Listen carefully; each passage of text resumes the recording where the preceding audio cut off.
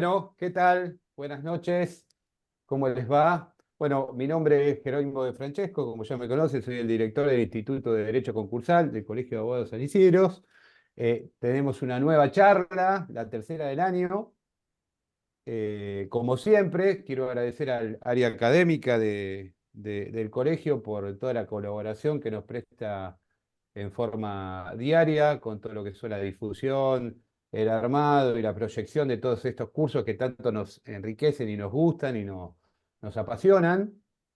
Y particularmente en esta oportunidad me di cuenta que mucho no lo hago. Me voy a tomar 2 minutos para agradecer a lo que nosotros denominamos el grupo chico o el equipo de trabajo del instituto. Este año nos acompañan Diego Bulnes, Sandra Dimécola, Cristian Ubalto, Joaquín Vaz, Ricardo Ciancio, Patricia Servidio, y como siempre nos viene acompañando hace ya de más de 25 años, nuestro ex director y director emérito, Carlos Rivera, que siempre sigue estando con nosotros hombro con hombro. Bueno, no quería dejar de agradecer que digamos, ya lo conocen a Cristian, a Sandra y a Diego, que están en la coordinación permanente, pero bueno, el resto quizá no es tan visible y no quería dejar de nombrarlos. Bueno, en esta oportunidad vamos a tener un tema recontra actual, muy interesante, que está vinculada a las distorsiones del régimen de la ley de concurso y quiebra en contexto inflacionario. Lo va a dar el doctor Iván Dichiasa, un colega juez santafesino, digo colega y juez, no porque yo sea juez, sino porque es colega, también es abogado, doctor en Derecho. Ahora le va a hacer un poco la presentación, quien nos vas a acompañar hoy en la coordinación, que es la doctora Sandra Di Mécola, la coordinadora del instituto. Y bueno, nuevamente agradezco también al Colegio de Abogados en lo que tiene que ver con la parte directiva, por todo el apoyo también que nos brinda. Y para no robarle más tiempo, le paso la palabra a Sandra para que haga las presentaciones. Mm. Bueno, muy buenas noches a todos. Gracias a cada uno por participar. Paso ahora a leerles el currículum resumido de nuestro disertante de hoy, a quien estamos honrados de tener. El doctor Iván Di Chiazza es abogado por la Universidad Católica de Santa Fe, magíster en asesoramiento jurídico de empresas de la Universidad Austral, juez de primera instancia de Distrito Civil y Comercial de Santa Fe, ex abogado del Estudio Becar Varela de la Ciudad de Buenos Aires, docente de grado, de posgrado, autor de numerosas obras a pedido de él. No vamos a hacer tan extensa su presentación, entre ellas Código Civil y Comercial explicado bajo la dirección de Lorenzetti, colaborador en la actualización del Tratado de los Contratos, Ricardo Lorenzetti y Rubinsal Culsoni, autor y coautor de trabajos en revistas especializadas, director del área de Derecho Cambiario de la revista de Derecho Privado y Comunitario. Bueno, muchas gracias, doctor Di Chiasa. Los dejamos a usted con todo el público, así que adelante. Bueno, buenas tardes. Muchas gracias por la presentación, gracias por la invitación, un placer. Gracias, Jerónimo, por haber cambiado la fecha que había surgido, que estaba prevista primero para la semana pasada y surgió un evento que viajamos a un congreso al norte, a Jujuy, justo el 5, el día que estaba previsto originariamente este encuentro. Así que bueno, gracias por haberlo podido reprogramar. Bueno, acá estamos. A ver, la idea es poder charlar entre todos, hacer un planteo de un problema desde un punto de vista práctico, no una charla académica ni teórica, sino más bien un desafío de cómo podemos pensar entre todos un problema concreto respecto de los del concurso, específicamente de la quiebra, y de lo que nos está pasando en el contexto de inflación, de mayor o menor inflación, pero lo que nos está pasando con las obligaciones en dólares, por ejemplo. Y fundamentalmente con dos momentos o dos situaciones puntuales, tanto con la verificación de la obligación en dólares como cuando surge el desafío de ver qué hacemos cuando hay dólares en la quiebra y cómo distribuirlos. Y la idea es un poco trabajar con la norma, con algunas normas, con algunos casos, comentarles lo que está pasando, un poquito también revisar incluso, recién charlábamos con el reciente fallo de la Corte de la Provincia respecto de la inconstitucionalidad de las normas de convertibilidad y que también vienen a ratificar un poco, a sumar ingredientes al análisis que lo hacen más rico todavía, y ver un poco cómo proyectamos todo esto. Porque más allá de que hoy estamos en un contexto en el que parecería que la inflación va bajando, si uno lo toma desde hace un año para acá, y la situación es muy particular. Ahora yo les voy a mostrar un gráfico cuando lo comparamos con el origen un poco, o con cuando nació la ley de quiebras. Entonces, el desafío por ahí que nos encontramos desde un punto de vista práctico, concreto, es cómo reinterpretamos algunas normas y si tenemos elementos concretos y específicos como para reinterpretar una norma en función del contexto, en función de lo que nos está pasando. A ver, para ser específico, yo voy a compartir pantalla acá. A ver, ¿ahí se ve? Sí, Sí, bien, espérate, que no era esta, la voy a... Acá.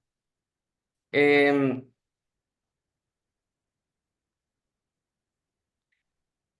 la idea es trabajar, hacerlo girar sobre esta norma.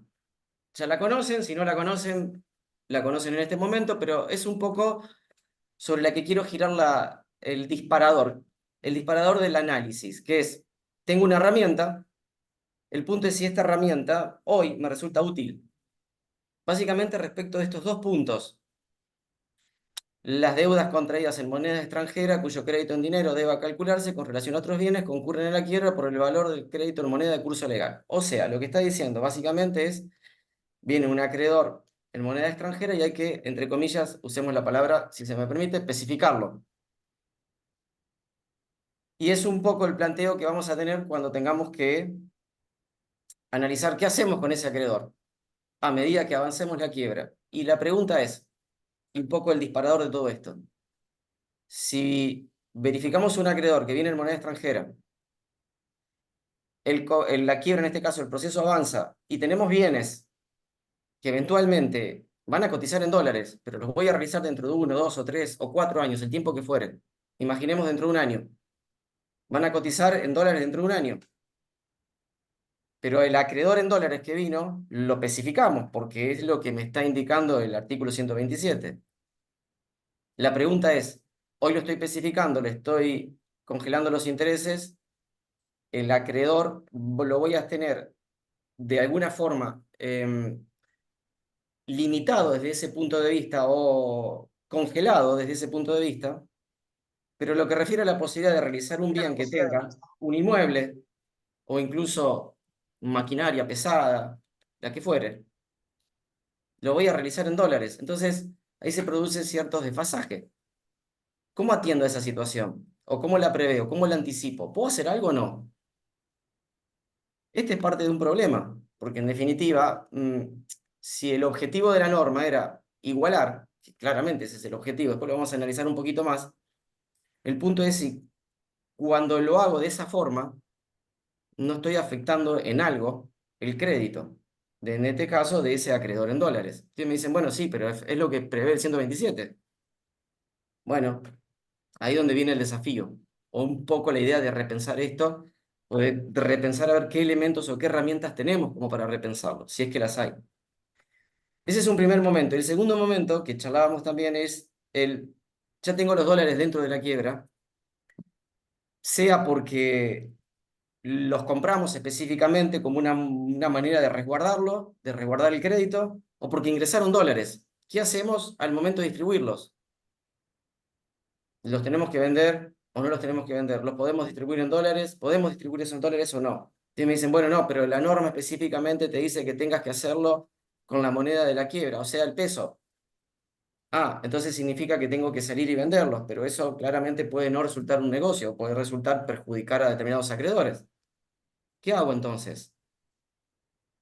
Esto que acabo de plantear en dos momentos o dos aspectos, como duda, como incógnita, como desafío, si se quiere, que nos presenta hoy el concurso, en este caso la quiebra puntualmente, en este asunto puntual, y es claramente un poco el marco del título que le pusimos o que le encontramos a la charla, que era la distorsión que puede generar un contexto inflacionario si analizamos determinadas herramientas. ¿Qué es esto? Es una herramienta útil, pero que no me estaría sirviendo por cómo está diseñada. ¿Me explico a lo que voy? Entonces, la idea y un poco el desafío es saber cómo podemos leer o reinterpretar una norma. Reinterpretar una norma. En este caso, el 127 que vimos recién. Y si lo vamos a hacer siempre literalmente, fenómeno, es una posibilidad. Y es un poco lo que planteo acá. Lo podemos hacer literalmente. Puedo leer la norma del 127 y quedarme con el 127 y nada más. Tal como está redactado. Pero también creo que podemos hacer algo más. Ese hacer algo más implica una suerte de relectura o reinterpretación en función de determinados otros elementos. Vamos a ver cuáles son esos otros elementos que me permitirían o que nos permitirían hacer una relectura, más allá de la literalidad. Vuelvo con la presentación. Ah, Y este es el punto. Simplemente quiero mostrar esto porque es un gráfico que trabajamos el año pasado. Más allá de que corta en 2023, creo que aplica perfectamente a la idea que quiero mostrarles. ¿Qué ven en este gráfico? Esa línea que ven es el índice de inflación entre la década del 90 y el año pasado, 2023. Ese círculo, ¿qué es lo que se está marcando? La época de la sanción de la ley, ese año 95. Fíjense que lo que quiero mostrarles con este gráfico es hacer un poco, es fuerte en el sentido de lo que revela. En ese momento, año 95, si ustedes lo ven, es la época de la inflación más baja en 30 años. O sea, esto es literal. Año 95, año de la sanción de la ley y de la solución que nos brinda la ley, la inflación más baja en 30 años fue del 1,6% anual.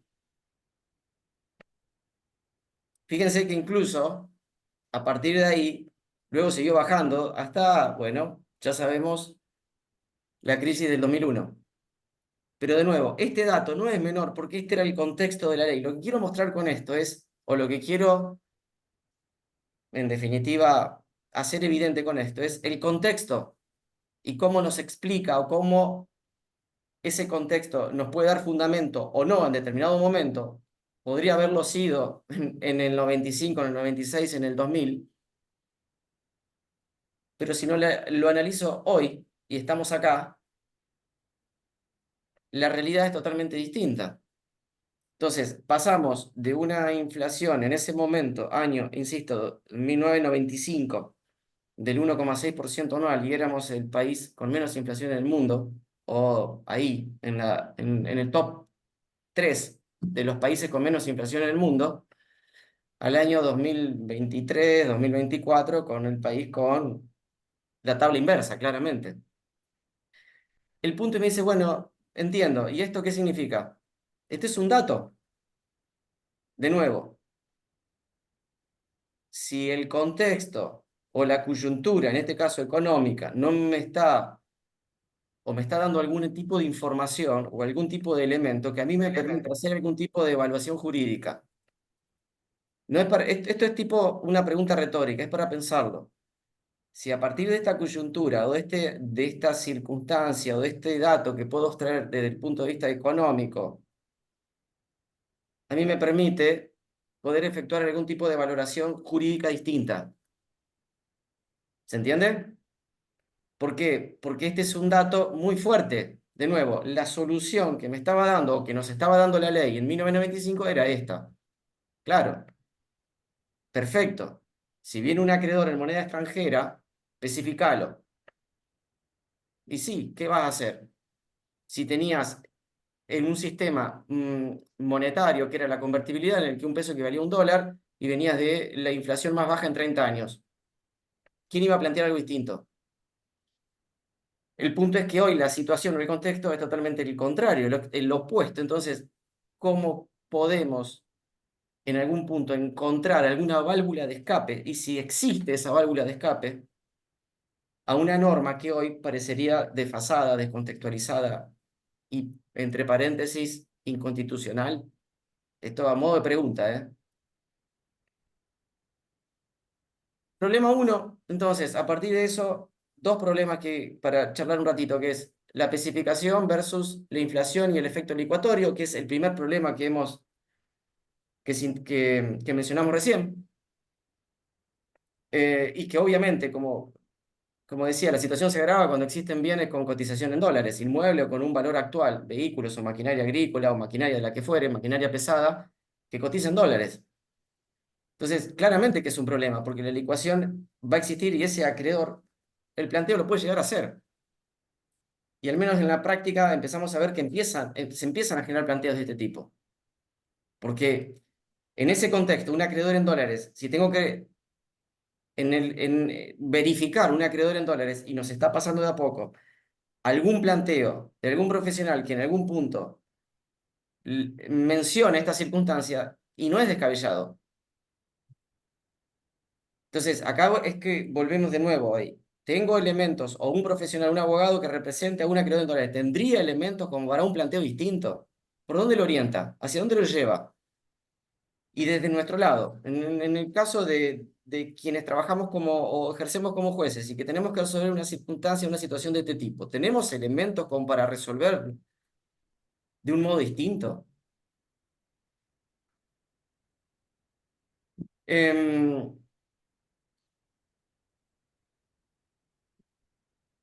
a ver, antes de ir acá, quiero avanzar acá. Esperen, acá, el problema 2.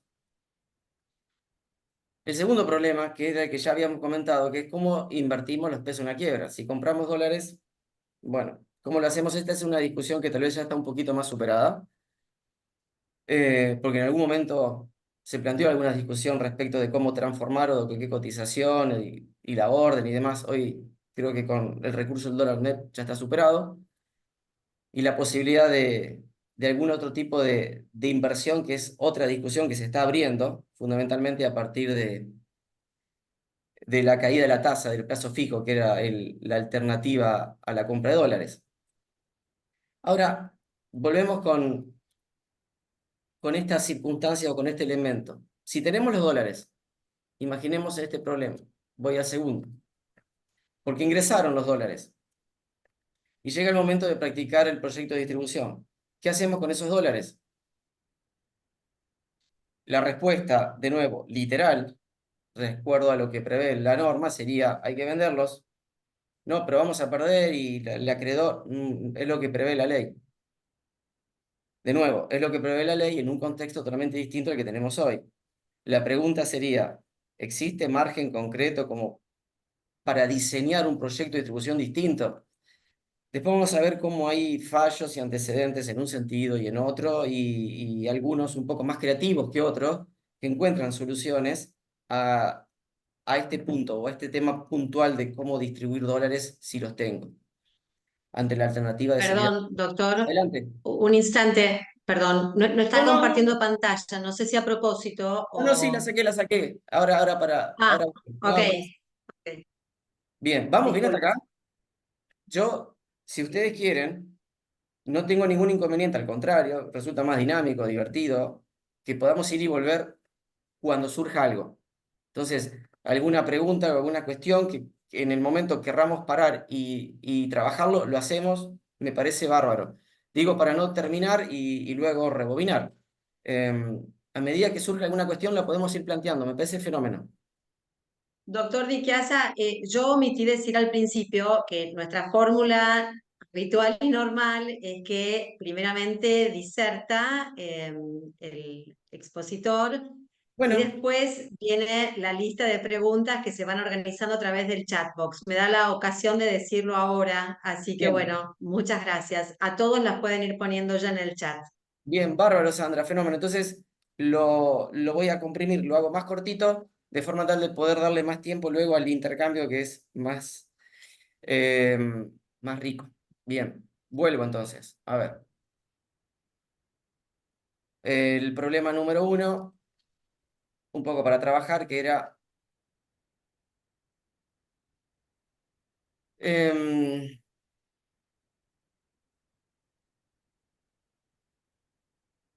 quiero ir acá.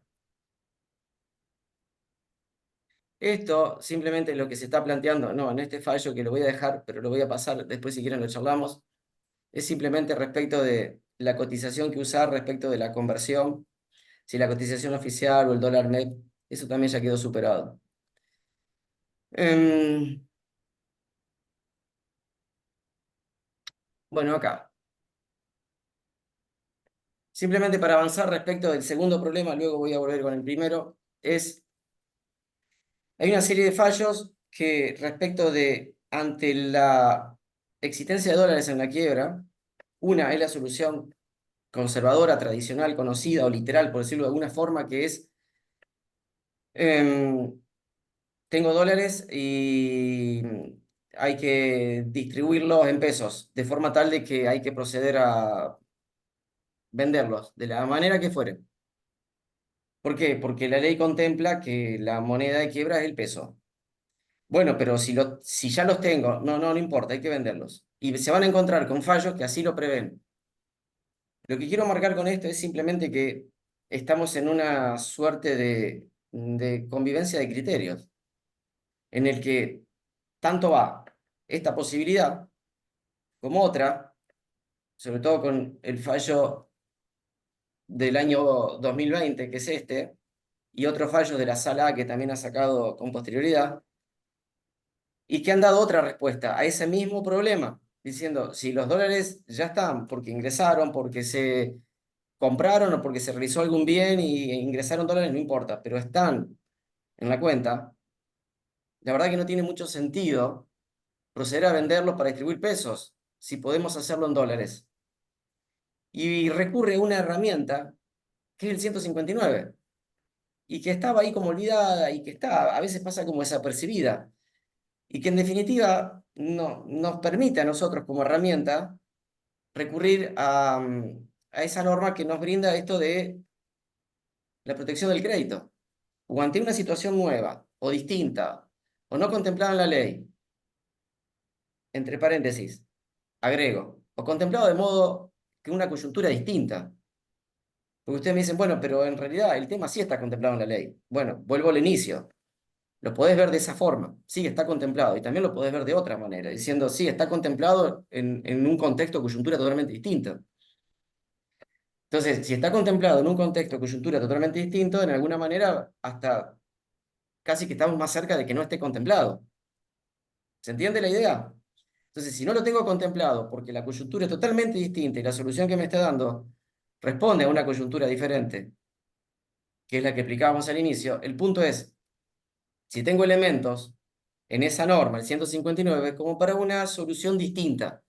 Y esto puntualmente es lo que ocurrió en este fallo, que es sociedad de beneficencia, que es el que veíamos recién, de la sala del 2020, y que lo que hace básicamente es tomar este criterio de aceptar la posibilidad de distribuir en los dólares, en distribuir dólares y no venderlos para distribuir pesos.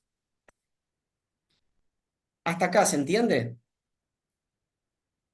Si uno parte de estas alternativas, si se quiere, extremas en cuanto a una interpretación más literal, más conservadora y una interpretación un poco más abierta o flexible, en el medio hay alternativas también y han ocurrido en la práctica, de la posibilidad incluso de proyectos de distribución mixtos. ¿A qué me refiero? A la posibilidad, y que nos ocurre, y particularmente nos ha ocurrido en la práctica con casos en los que había tanto pesos como dólares depositados, y la solución de desafectar los dólares o vender los dólares para distribuir pesos era bastante particular porque había acreedores en dólares. Había acreedores que habían verificado su crédito en dólares. Entonces, en un contexto tal de esa particularidad, de ese caso, salir a vender los dólares era bastante injusto para esos acreedores y terminaba en el fondo perjudicando a todos. Y la decisión que se terminó adoptando, y luego voy a agregar un detalle, fue hacer un proyecto de distribución mixto. Ustedes me dicen, bueno, pero eso no está en la ley. No, no está en la ley. Y esto vuelvo al inicio de la charla o del disparador. Hay un montón de cosas que no están en la ley. De la misma forma que hay privilegios que tampoco están en la ley, que fueron reconocidos por la Corte. Bueno, de la misma forma que hay institutos o figuras o conceptos como el acuerdo abusivo, que tampoco está en la ley, que también está reconocido por la jurisprudencia. En fin, lo que quiero decir con esto es, hay situaciones o cuestiones que no están en la ley, pero que hoy ya las tenemos incorporados al derecho concursal, si se quiere, o al derecho en este caso de la quiebra. No están en la ley. Y un proyecto de distribución mixto no está en la ley. Ahora, ¿ocurre en la práctica? Sí, y cada vez más. Entonces, lo que quiero un poco simplificar con esto o sintetizar con esto es, ¿tenemos margen? ¿Hay margen? Esa sería la pregunta. ¿Hay margen para movernos más allá de la literalidad de la ley? Y a veces la respuesta automática que uno recibe, y en esto desde lo cotidiano, desde lo que es el trabajo con casos de este tipo, a veces la respuesta automática, inmediata que se recibe es que no. Y uno se sorprende porque digo, pero espera, si esto, hay un montón de ejemplos. Cuando nos detenemos a analizar el sistema, el régimen en su conjunto, vemos que hay un montón de ejemplos de situaciones o de novedades que no están en la ley, pero que son cotidianos, porque han sido fruto de un proceso de evolución, de un planteo, de una evolución jurisprudencial, y hoy están afianzados y no se discuten, que es un poco lo que planteaba recién, por ejemplo, con ciertos privilegios o con las propuestas abusivas y demás. Bueno, entonces, margen hay. Después será una cuestión de ver cada caso y cada circunstancia que nos va a determinar si ese margen es mayor o menor. Otro ingrediente. Desde luego que no es la misma la situación de una mega quiebra que de una quiebra en la que se pueda llegar a ciertos consensos con los acreedores. Entonces, y esto también es parte de algunas experiencias, cuando existe la posibilidad de llegar a ciertos consensos, ciertos acuerdos respecto de la manera de proceder en determinado momento con estos créditos, con los acreedores, y es una posibilidad. Y esto también ocurre, esto también sucede. Entonces dice, no, pero no, en realidad yo en la quiebra, en un concurso, en una quiebra, en un proceso falencial, no se puede acordar nada. Y ciertamente que podríamos poner en entredicho esa afirmación. Y dice, bueno, claro, no es lo mismo una mega quiebra que una quiebra chica o pequeña o mediana en la que esa posibilidad exista. Y obviamente que todo va a depender del tipo de quiebra, del tipo de empresa, de la cantidad de acreedores, del volumen, etcétera, etcétera, etcétera. Pero la posibilidad existe y ha ocurrido y ocurre. Entonces, la posibilidad de sentarnos en una misma mesa, a lo mejor 10, 15 o 20 acreedores, para tratar de consensuar la salida en una situación de este tipo, y es una posibilidad y es válida. Entonces, de nuevo, vuelvo. ¿Existe margen para ir un poquito más allá o para correrse del eje de lo que se supone que es una norma? Volvemos al 127, que parecería infranqueable, inconmovible, impermeable. ¿Existe margen? Lo dejo planteado ahí como para después volver. Entiendo que ya la respuesta un poco al menos de lo que uno considera que sí existe margen y que tal vez ese margen es mucho más grande del que uno a priori podría imaginar. Bien, problema 2. Volvemos al problema 1. ¿Qué ocurre eventualmente?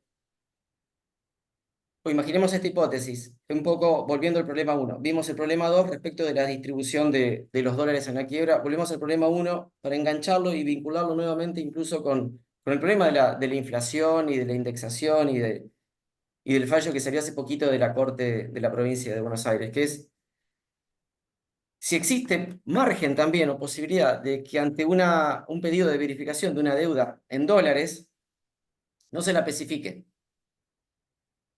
Ustedes me dicen, no hay ninguna posibilidad de que eso suceda. Y de nuevo, esto de la respuesta automática, ¿vieron? La respuesta automática, ¿cuál sería? No, de ninguna manera eso va a pasar. Yo digo, bueno, esperá.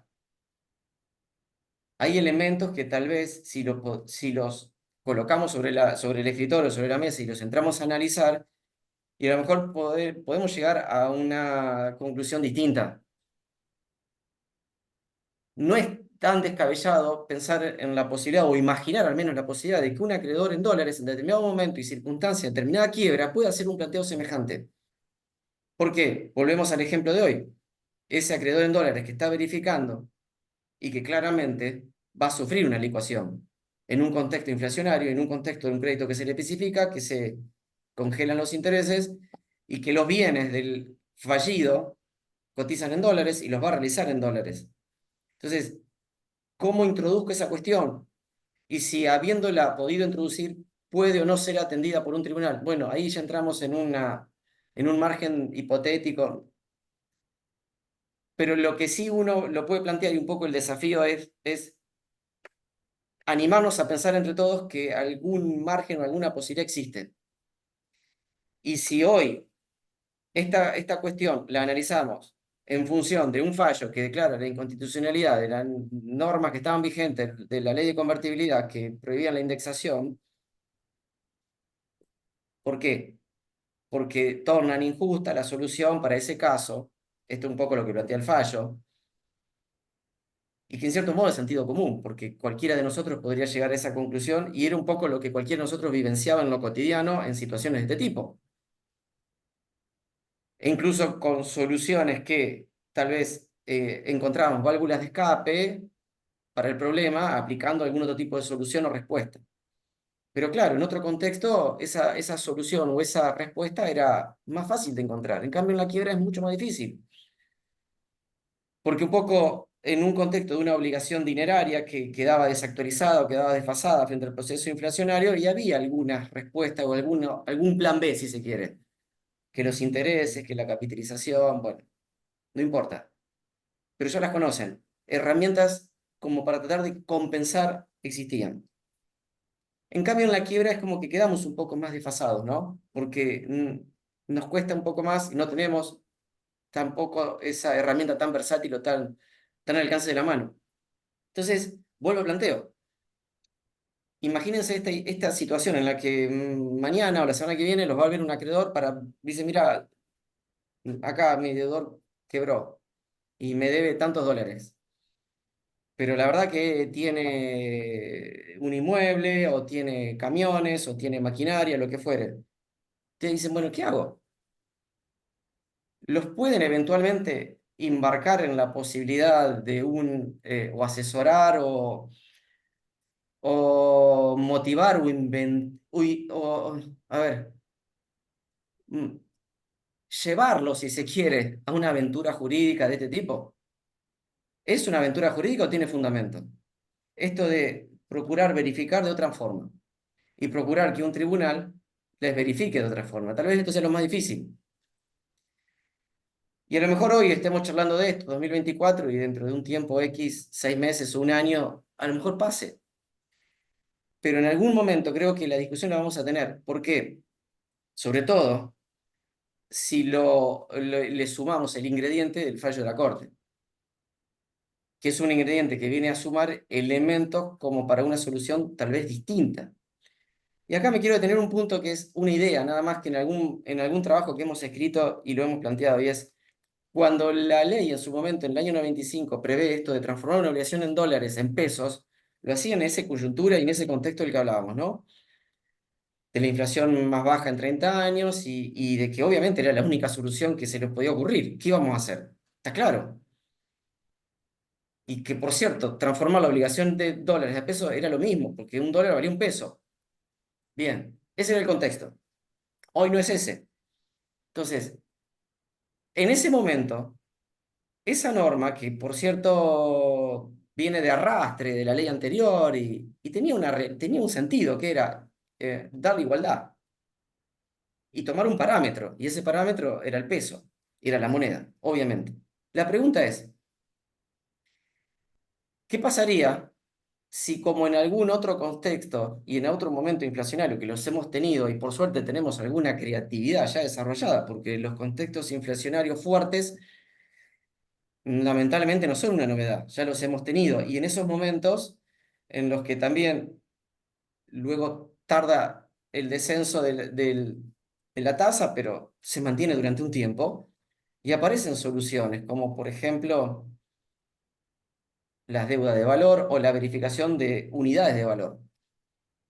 Entonces, la pregunta es, ¿qué pasaría si eventualmente, en vez de procurar o pretender verificar especificando, se planteara la posibilidad de verificar recurriendo a una unidad de valor?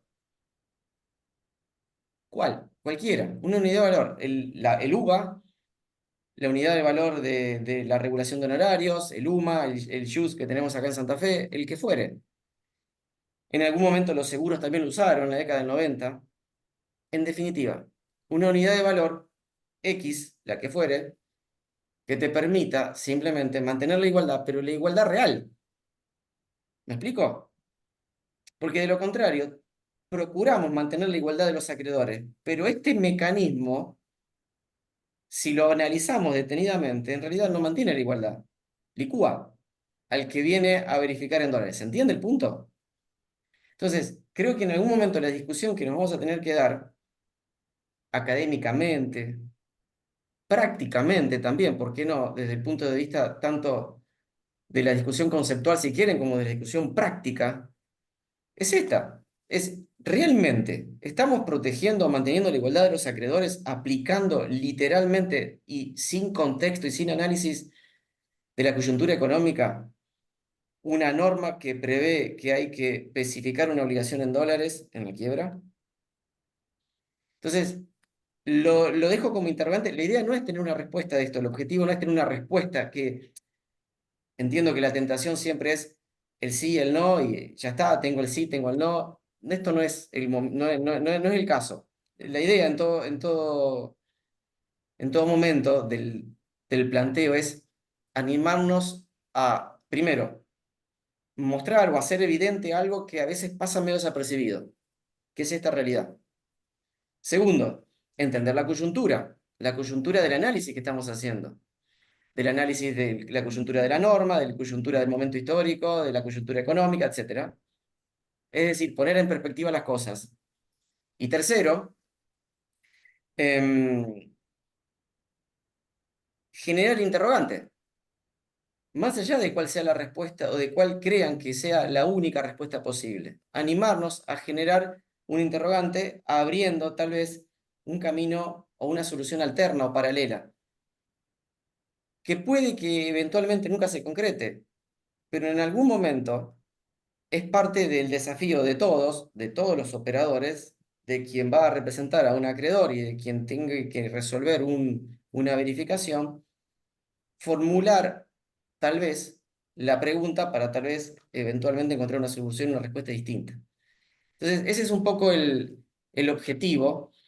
No tengo una respuesta específica o única, sino que es de alguna manera como una suerte de camino que se transita. ¿Se entiende hasta acá? Bien. Sí. A ver, voy a cerrar y así volvemos con lo más interesante, que es el ida y vuelta con las preguntas. Lo que van a encontrar, yo después les acerco el material, simplemente se van a encontrar con los planteos que acabamos de formular, un poco más desarrollados, pero para no aburrir con lo que están viendo. Este es un poco el desafío. Tenemos dos posibilidades frente a lo que acabamos de ver o de analizar. Una es no verlo, es decir, che, bueno, mantengámonos con lo conocido y no hagamos nada distinto. Está bien, cabe como posibilidad. La otra posibilidad es ver qué se nos ocurre, qué podemos diseñar, qué podemos pensar. Porque convengamos que a alguien se le ocurrió en algún momento, a alguien se le ocurrió en algún momento, el privilegio de los acreedores involuntarios. ¿Lo tengo en la ley? No. Bueno, a alguien se le ocurrió. Y hoy ahí está. ¿Me explico el punto? ¿A alguien se le ocurrió en algún momento el planteo respecto de la propuesta abusiva, la tercera vía? ¿A alguien se le ocurrió? Y ahí está. Em, Hace un tiempo, entre paréntesis no, pero como una anécdota local que nos pasó y que creo que también sirve como para graficar esto, que a veces tenemos que dejar que las cosas se nos ocurran y a ver, y empezar a transitarlo. Em, Respecto de lo que eran los legajos de quiebra, que nos encontrábamos en la práctica cotidiana cumpliendo con una norma. Cumpliendo con la norma porque había que cumplir con la norma que preveía que había que tener un legajo de quiebra.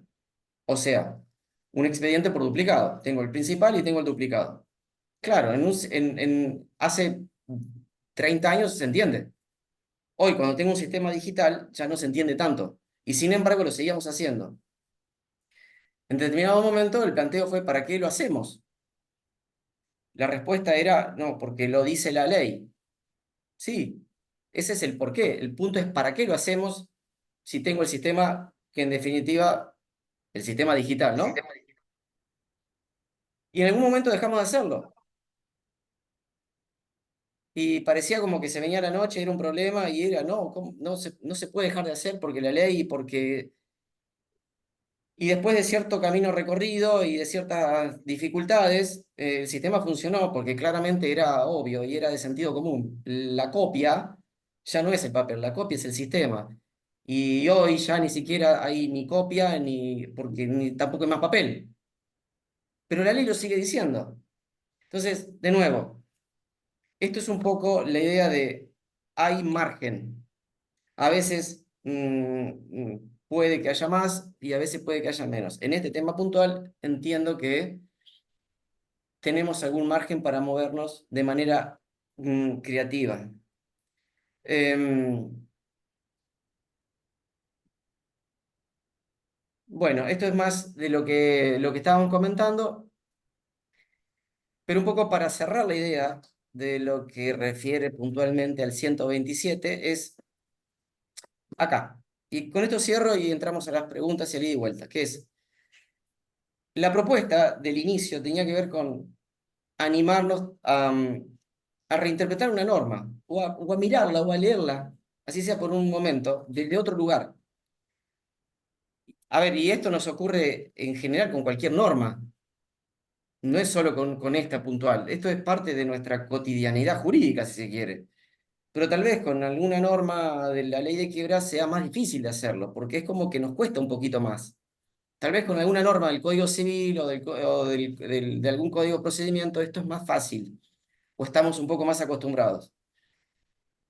Pero la propuesta es, a ver, tener en cuenta la teoría conocida, que es todo lo que acabamos de ver, la teoría conocida, y es: ¿cuál es el objetivo o la finalidad de esa norma? ¿A qué apunta?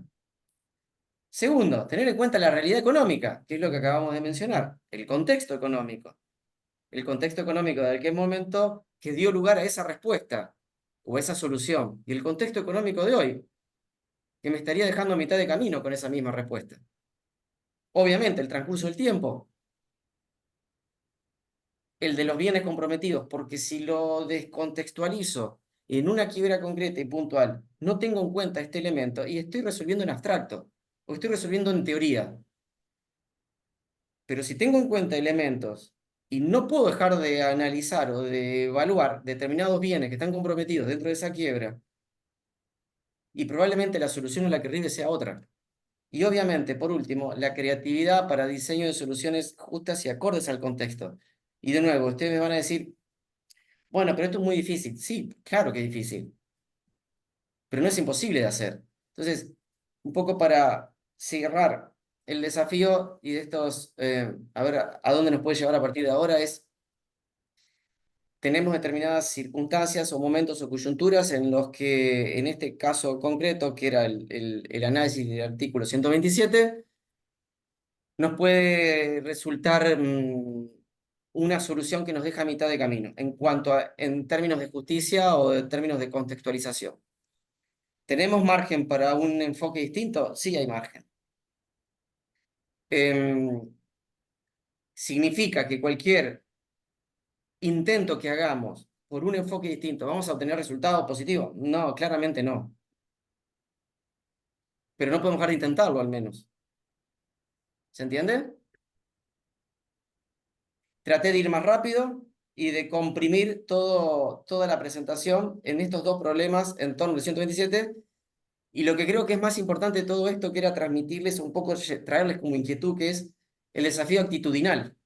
Porque en el fondo, acá lo que tenemos es un desafío actitudinal como operadores del derecho, todos. Es decir, a ver, cómo nos posicionamos actitudinalmente frente a esta situación o a este tema concreto. ¿Qué le genera todo esto? Convengamos que lo hace divertido, porque si esto fuese todo blanco-negro sería muy aburrido. ¿Qué opinan? Bueno, hubo bastantes opiniones acá en el chat dando vueltas y hay unas cuantas preguntas. Yo no sé si ha terminado, doctor, con su disertación. Vamos. ¿Qué es la parte que más me divierte esta? Bueno, entonces vamos derechito allí a las preguntas que hicieron todos. Les agradecemos. Una de las preguntas que tenemos es resumidamente, ¿sí? Si se podría revisar un crédito admisible porque el monto en dólares quedó representando muy poco del monto de origen con gran disparidad. A ver, si se puede revisar, si estamos dentro Sí, de se la... puede revisar. La palabra que usó quien preguntó es si se puede revisar el crédito, no dice revisionar, ¿sí? Sí, Un sí. crédito admisible, porque el monto en dólares, ¿sí? Quedó representando muy poco del monto de origen. En la pregunta puso que en origen era un crédito de $30.000 y después quedó representando con la declaración de admisibilidad 2.000, ¿sí? Ah, Ante esa gran disparidad, si se puede revisar, ¿sí? bueno, volvemos con lo mismo. A mi modo de ver, no es imposible de que suceda. Es difícil, sí, claro. Porque volvemos con lo mismo de respecto de lo que yo les mostré de los fallos. Y hay fallos que tienen, o juzgados que tienen, o tribunales que tienen una visión mucho más literal y respecto de esa solución, como de cualquier otra, es mucho más difícil de conseguirla o de lograrla. Y otros con una visión un poco más abierta, flexible o dinámica o coyuntural, lo pueden llegar a admitir. Pero la posibilidad existe. Habría que ver el fundamento y habría que ver qué fue lo que sucedió para ese planteo que vos estás formulando respecto de por qué quedó tan poco. ¿Qué tuvo que ver? ¿Tuvo que ver con el tipo de cambio que se utilizó? ¿Tuvo que ver con qué? Pero, de nuevo, si existe la posibilidad, a mi modo de ver, sí. Después habría que ver concretamente la coyuntura de esa quiebra o de ese proceso, en qué situación se encuentra, los tiempos y demás. Pero, pero es posible. Bien. Hay más preguntas todavía. Es casi acá un pedido de opinión, si le parecería lógico utilizar como factor de actualización del crédito convertido por el artículo 127 el parámetro del arancel del artículo 32 de la ley, que a su vez se indexa, es decir, convertir por la cantidad de aranceles Totalmente. De o hecho, por X cantidad de aranceles, ¿sí? en algún momento lo hemos planteado incluso como idea disparadora. Hace el año pasado creo que trabajamos en un articulito publicado en Rubin sale este tema. Y lo deslizamos porque en definitiva fue de nuevo una idea disparadora de invertir la solución. Creo que cuando una obligación en dólares se especifica en esto de pretender igualar, que como criterio, como idea que ya viene de la ley anterior, en este contexto, la solución lógica, razonable, ideal, sería la inversa, exactamente la inversa, no esa. Entonces, la solución inversa, para igualar realmente, sería llevar a todos los acreedores, a una unidad de valor. O Sí, sea, sí, entonces, entendí. el sentido lógico, a ver, de nuevo, tengamos en cuenta que la solución del 127 que te especifica una deuda que viene a verificar en dólares, responde a un momento coyuntural que es el que vimos. Hoy es totalmente opuesto. La solución hoy también tiene que ser totalmente opuesta, es totalmente contraria. ¿Qué significa? Que la respuesta adecuada, en realidad, y esto para pensar, es llevar a una unidad de valor que permita igualar todos los créditos, los que están en dólares, los que están en pesos, todos los créditos, a una unidad de valor. Porque de lo contrario, y de nuevo, si esto lo lanzamos perdón, con el fallo reciente de la Corte, con más razón. Entonces, lo que en algún momento lo planteamos como idea, descabellada, si se quiere o no, pero lo planteamos como idea de transformar a unidad de valor, hoy, en función de lo que surge del fallo de la Corte, y no parece tan descabellado. Mm. Bien. Y siguen las preguntas, doctor. La siguiente es, en el supuesto caso de la conclusión por pago total, artículo 228, suponiendo que los fondos se encuentren en dólares como producto de la subasta de inmuebles, ¿se podría considerar cancelado un crédito verificado en dólares percibido en pesos conforme lo prescrito por el artículo 127? ¿O en ese caso podría percibir en dólares? ¿O se debería restituir el saldo remanente al fallido? Bueno, volvemos con lo mismo que planteaba, creo que algo de esto mencioné. Primer punto, primera cuestión, habría que ver del tipo de quiebra de la que se trata, porque claramente la solución también va a depender de ese tipo de quiebra. En nuestro caso y como experiencia en quiebras medianas o chicas, lo hemos consensuado. Y lo hemos consensuado con todos los acreedores y con la sindicatura para encontrar la mejor solución, la solución más óptima para todos. Obviamente Mm. procurando en esto de preservar de la mejor manera posible el crédito de todos. Lo hemos consensuado. Me dicen, bueno, esto lo puedes hacer en una quiebra chica, mediana, fenómeno. En una quiebra grande, no. Una mega quiebra, no. Bueno, en ese caso es mucho más particular, si se quiere, el tipo de respuesta o el tipo de solución que se tenga que dar.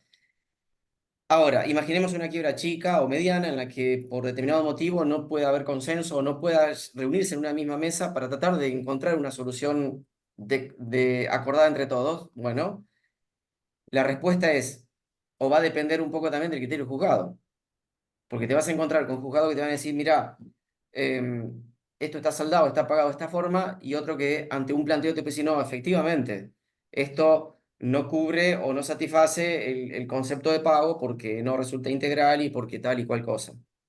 De nuevo, va a depender un poco de la visión o de la mirada que tenga ese juez o ese juzgado en función de resolver ese pago o esa distribución, la valoración que haga de esa circunstancia.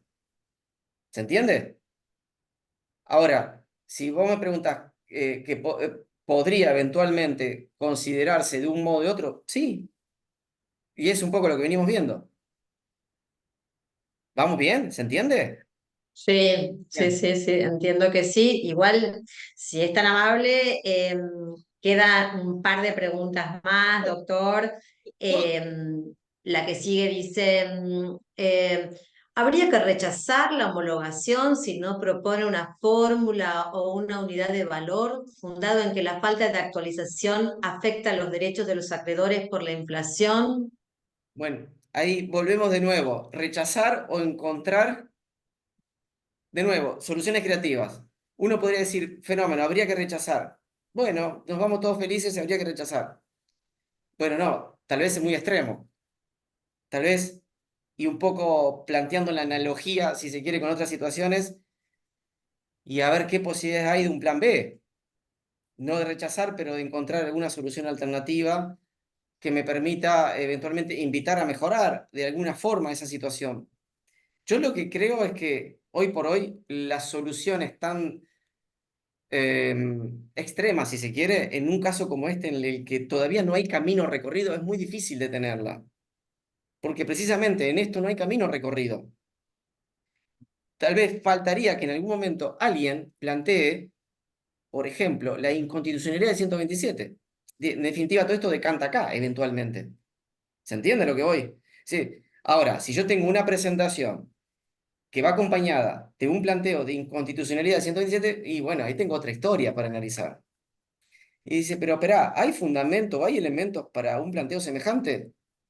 Y por lo que estamos viendo, podría haberlo.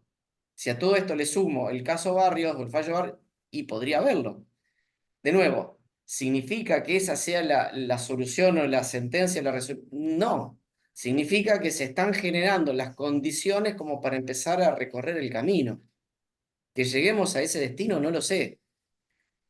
Pero lo que quiero decir con esto es que hoy, en este momento en el que todavía no hay camino recorrido con esto, en el que lo único que estamos haciendo es ahora, entre todos, viendo si hay margen como para empezar a recorrerlo, como para que mañana o pasado, la semana que viene, alguien se anime a un planteo semejante, o algún juez se anime a resolver un planteo semejante, recién estamos generando la huella del camino, demarcándolo. Es muy difícil tal vez pensar en una solución tan drástica de inicio, de arranque, ¿se entiende? Como rechazo, ¿va? Bien. Bien. Bueno, una última que viene en un sentido contrario. Si podría haber abuso de los acreedores en moneda extranjera cuando se les convierten los créditos al momento del informe individual y las moneda extranjera hace saltos altísimos de valor, muchas veces duplicándolo o triplicándolo respecto de la moneda que ha quedado firme en el momento de la presentación. Si Definitivamente que podría haber abuso. podría pasar, claro. De nuevo, podría pasar. Y esto lo quiero traer un poco también en línea con lo que mencionamos al inicio, que es la importancia del contexto. Yo entiendo que tenemos la tendencia natural de pretender que la solución es estática o que la respuesta es estática. ¿Por qué? Porque el 127 es estático, está ahí. Entonces, bueno, la respuesta es estática y es siempre la misma. Y ahí es donde creo que tenemos nuestro gran desafío hoy como operadores del derecho en esta coyuntura. Y ese planteo que formula una pregunta es interesantísimo y es muy válido y puede pasar. Entonces, ahí también va a depender de la habilidad de quien lo advierta, o precisamente para advertirlo y para explicarlo y para ponerlo y para traerlo, y también la posibilidad de que tenga que resolverlo, de darle un cuadro, de darle un marco. Pero la posibilidad existe, desde luego que existe. Entonces, lo que quiero decir con esto es, entiendo que nos gustan las respuestas cerradas y las respuestas únicas y que se mantienen a lo largo del tiempo. Yo lo entiendo y esto es parte de un poco de nuestro sesgo como abogados, ¿no? Tenemos una norma y bueno, ya está, listo, el problema cerrado, no hay mucho más que discutir. Y en realidad la coyuntura todo el tiempo a nosotros nos pone en el brete y nos pone en el desafío de tener que encontrar soluciones acordes a esa coyuntura, a ese momento. Entonces, esa circunstancia que mencionan, obviamente que puede pasar. Y el desafío será también poder eventualmente aplicar la norma o la alternativa o la interpretación que se crea más conveniente y adecuada para ese momento y esa coyuntura. Sí, Bueno, cuánta cintura hay que desarrollar para poder atacar todos estos temas que nos trae una economía como la que tenemos. Sí, cuánta imaginación, cuánta plasticidad, la verdad. Sumamente agradecidos, doctor, con tanta generosidad que ha tenido y las preguntas que han hecho cada uno de los participantes. A todos les agradecemos las preguntas y agradecemos una vez más esta disertación. Así que, bueno, muchas gracias nuevamente, Jerónimo. yo a disposición no tengo inconvenientes con la hora, conseguir, no tengo problemas. El tema es muy interesante porque nos interpela actitudinalmente. Y uno, en algún punto, y esto es un poco lo que vos estás marcando, Sandra, es cuánta cintura hay que tener. Y creo que si tenemos algo en este contexto es cintura, porque siempre uno se tiene que ir adaptando, tanto el profesional que representa como nosotros que tenemos que resolver, y nos pasa todo el tiempo. Lo que pasa es que en otros ámbitos los tenemos más incorporados. O sea, quienes trabajamos con el ámbito del derecho privado, puntualmente, contratos, obligaciones, etcétera, y esto lo tenemos incorporado. Y vemos cómo esa cintura que vos le llamás, y que es muy gráfico, esto es así, esa versatilidad, esa agilidad, esa adaptabilidad a la circunstancia, el profesional lo tiene. A ver, basta con ver un poquito lo que pasó con los créditos em, de la ley de alquiler en su momento. Y ejemplos hay de sobra. No entremos ahí porque no salimos más. Pero claro, esto es un poco lo que decíamos recién. Ese ámbito en el que tal vez estamos más familiarizados con esa cintura y con esa versatilidad o adaptabilidad, en este otro la quiebra y es como que no nos hemos permitido tanto. Y siempre lo miramos de reojo, como diciendo, no, acá no puedo entrar. No, acá esa cintura no es válida, no se puede hacer. Y un poco el desafío de esto es, y volviendo al inicio, es pensar entre todos si esto es realmente así. Y si no es que tenemos margen, que tal vez sea menor, pero margen hay. Entonces, ejemplos hay de sobra en la jurisprudencia, en la doctrina y fundamentalmente refrendados y ratificados de sobra por la jurisprudencia de situaciones que en determinado momento, frente a determinado desafío concreto y puntual que no contemplaba la ley, y la respuesta vino por la jurisprudencia. Entonces, creo que en esto nos pasa exactamente lo mismo. La diferencia, claro, es que es como que, como decía antes, recién estamos empezando a animarnos tal vez a pensar entre todos, a ver qué herramientas tengo, con qué podría llegar a un planteo de este tipo, con qué podría llegar a probar algo diferente. Obviamente sabiendo y siendo conscientes y realistas, que por más que arme el planteo con todos los argumentos y toda la batería de argumentos y elementos y fallos, probablemente la respuesta no sea la que quiera de un inicio. Pero así pasó con todo. Bueno, Iván, muchísimas gracias. La verdad que te felicito. Bueno, ya te lo he dicho con anterioridad, me encanta y me apasiona mucho el tema que tratamos hoy. En lo particular, me gusta la mirada que le das con la posibilidad de repensar algunas normas desde una visión dinámica sin llegar al extremo Claro, de declarar la inconstitucionalidad como hizo el fallo Barrios tan nombrado en nuestro fuero, con alternativas que la misma ley, ahí salió el tema de lo que tiene que ver con la posibilidad indexatoria a través de algún módulo como puede ser el arancel o la posibilidad de en su momento no homologar darle una tercera vía, si se quiere, al concursado para que revalúe el tema de lo que es la disparidad del tema inflacionario y demás, todo de la dinámica que propusiste vos mismo. Y me parece que eso convoca, que eso sirve, que eso motiva a seguir repensando normas, no desde una visión tan estática, sino de una visión más dinámica y que nos va a servir tanto a los que estamos de un lado como del otro del mostrador para seguir avanzando y eliminando inequidades. Así que nuevamente te agradezco, te felicito por la charla, la concurrencia, hubo 45 personas conectadas, casi toda la charla es un montón, más para una época de jornadas preparatorias como hay cada 2 minutos del Congreso Nacional. Y bueno, te despido y te doy la posibilidad de despedirte de la bien. audiencia.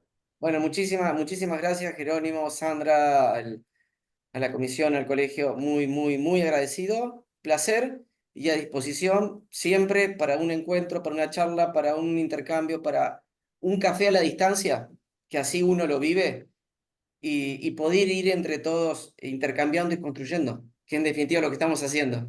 Así que, bueno, muchísimas gracias, muy agradecido. Bueno, Placer. buenas noches para todos, entonces, las puertas abiertas para alguna otra oportunidad, seguir profundizando. Y bueno, nos veremos en la charla del mes que viene. Gracias a todos, muy buenas noches.